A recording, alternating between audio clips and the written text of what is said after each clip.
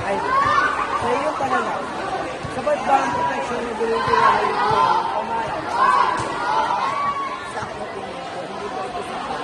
Dahil kung ito po ay sapat, wala po sana mga member po ng LGBT na nare-discrimination o nag-judge. Sana po na-express po ang ibang mga member po ng LGBT sa sarili nila. ang ani? Bakit mahalaga o hindi mahalaga ang pagkakantay-tantay na karapatan ngasa LGBT? Mahalaga po. Mahalaga po ang mahalaga po ang pagkakapit-patay sa karapatan ng LGBT. Dahil po, wala naman po iba, wala po naman po difference sa lalaki o babae o magpapalaro kahit ang pinagin LGBT. Dahil isa pa rin naman po gumawa po sa atin. At pare-paras naman po tayo kami. Kaya ako lang. Seven. Ulitin. Ano ang mga mungkahi mo dahil upang mas mapalakas ang pag-aaral at pagtanggap sa kanila sa lipunan? Ano ang mga mungkahi mo bang upang mas mapalakas ang pag-aaral at pagtanggap sa kanila sa lipunan? Siguro po, ang mga mamukha ko po, ako nakamamukha ko sa member ng LGBT. Ang hindi mo ng respect sa ibang tao. Kasi po, kung may respect ko yung gusto sa iba, siguro po maiiwasan po natin yung ibang tao sa LGBT. Sa mga tao dito, mga nanalait sa mga LGBT at wala po ginagawa yung mga at tanggap po kami, tanggap nila, at kailangan po. Hindi po. Yun. Ano po pangalan niyo po isa?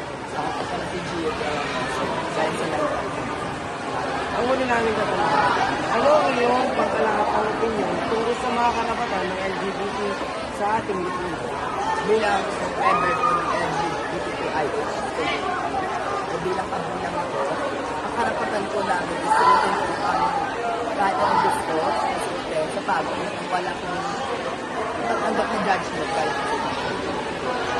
Pangalawang tanong, mayroon ka bang personal na karanasan o obserbasyon na nakaka-apekto sa iyong salubin sa LGBTQ community? Nung sa lugar po natin, di po ako nakapag-sort ng gusto ko kasi po madami po nag-judge sa akin o nalalaki po sa akin. Pangatlo, ano ang mga nakikita mo pagbabago sa pagkakaroon sa LGBTQ ng mga tao? Sa tingin ko, parang wala pa rin po nagbago. Parang pareho pa rin po tulad sa mga tao na gano'n pa rin po ang tingin nila sa LGBTQI na parang hindi sila kabilang sa mga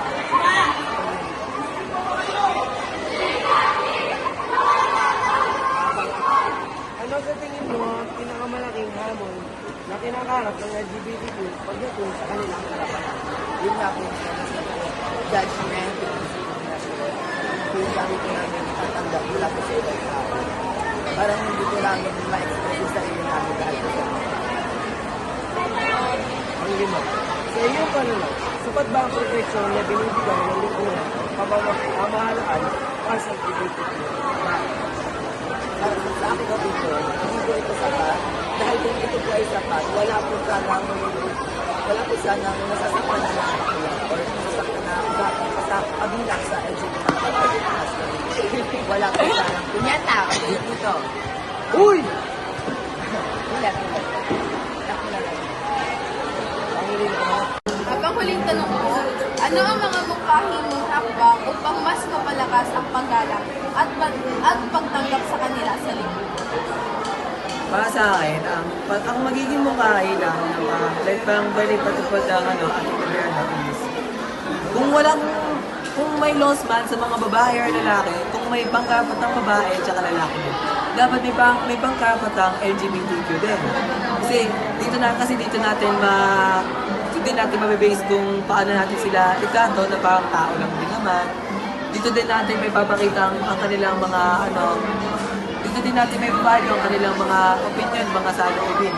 At kung paano sila kumilos dito. Like, mga real life situations, kung paano sila kumilos. Yun na naman po yung mga katanungan po namin. Salamat po sa pagsagot.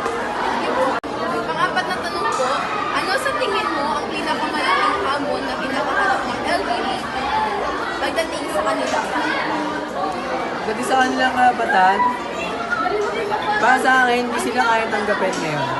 Hindi sila kaya tanggapin ngayon dahil parang sabihin natin iniisip nila na parang mas iba sila sa atin, mas hiwalay dapat ang karapatan nila kaysa karapatan ng mga lalaki at babae.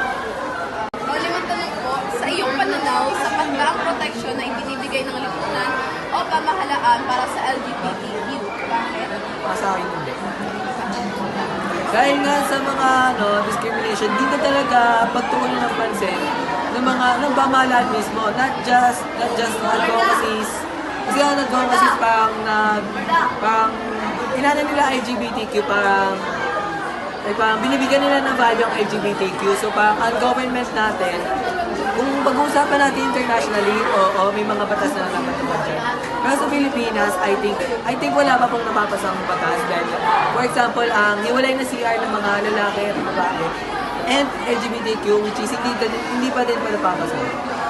Ano ang iyong pangkalahatang opinion tungkol sa mga karapatan ng LGBTQ sa ating lipunan? Para sa akin, ayun nga, ang pangkalahatang karapatan ng LGBTQI. Para sa akin, dapat pantay-pantay lang kasi, ayun nga, kasi patami ang LGBTQ community ngayon, lalo na sa Pilipinas, ayun nga, hindi na natin i-normalize kasi nga, as I said nga, patami na sila ng patami. Dapat ang mga karapatan nila ay pantay din sa mga karapatan nating mga two genders lang. Ikalimang katanungan naman po. Sa iyong pananaw, sapat ba ang proteksyon na ibibigay ng lipunan o pamahalaan sa LGBT at bakit? So far, para po sa akin hindi po. Kasi yung state sa Pilipinas, na-discriminate ako sila ng mali. At ikaanim na katanungan, bakit mahalaga o bakit hindi mahalaga ang pagkakapantay-pantay ng karapatan para sa LGBT? Ang natututo para magiging tunay ko sa kanila. At ikaanim pa kundi katanungan, ano ang mga mungkahi mong hakbang upang mas mapalakas ang paggalang at pagtanggap sa kanila sa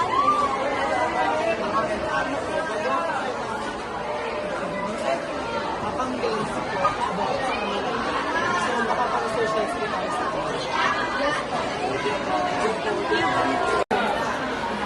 So, pwede po ba namin kayo mag-vlog? Okay, sige. Ano pong pangalan niyo po? So, I'm Aris Angela Apolinario and I'm from Grade 10 Agenda.